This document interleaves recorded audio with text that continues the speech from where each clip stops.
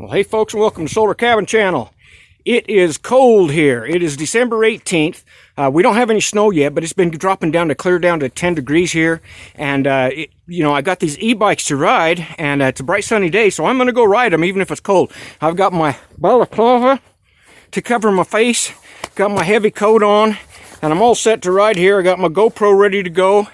And we're going to take these e-bikes out. But since I got these e-bikes, my dog Tazaroo has just been going crazy because she knows that when I got an e-bike, I'm going to hook her trailer onto it and I'm going to take her for a ride. But I haven't done that because I've been doing reviews on the e-bikes. But now it's time to take Tazaroo for a ride so she stops getting disappointed. So let me show you what we got here to go with this e-bike, and I'll talk a little bit about this e-bike. Okay, so you can see that my dog Tazaroo, she's all ready to go. As soon as I put the trailer, hooked the trailer on, she knew she was going to get to go.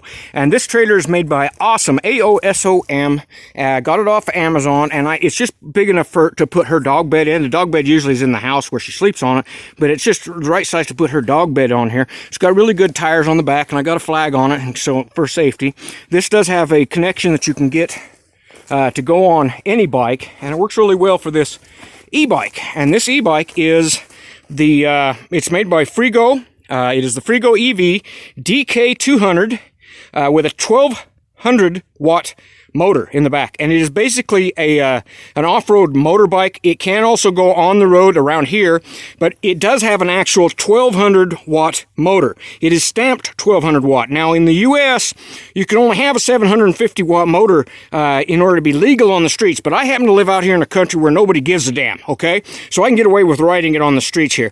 And I do have a tail light. It does have headlights. It's got hydraulic brakes, really good brakes on it. It's got a 48 volt battery with 20 amp hours, so it gives a whole lot of range and a whole lot of power to this thing. I'll take it out. It does 28 miles plus and says it can go up to 35 miles. We're going to see how fast it goes, but I'm going to be pulling a trailer today with old Tazzy in it.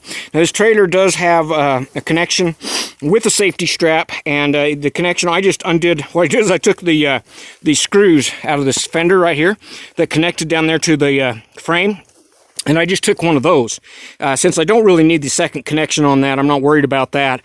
I just took one of those bolts and used it as perfect place for the to connect to the trailer.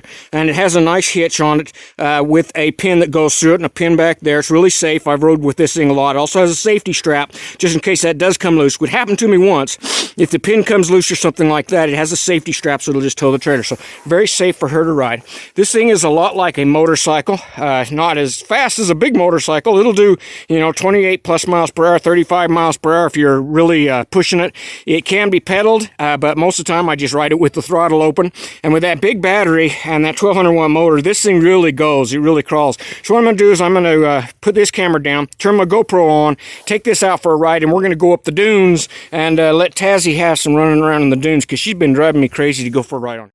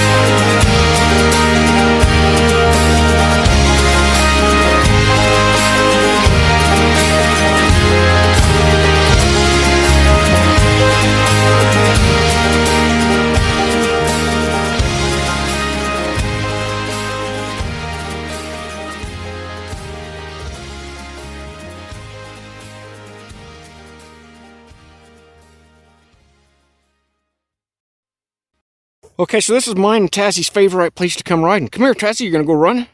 She's already back in the trailer here. She's ready for some more riding. And this trailer works excellent with this. As you can see, I was riding along at a good clip. In fact, it says my average speed on here was 26, you can see it there, 26 miles per hour.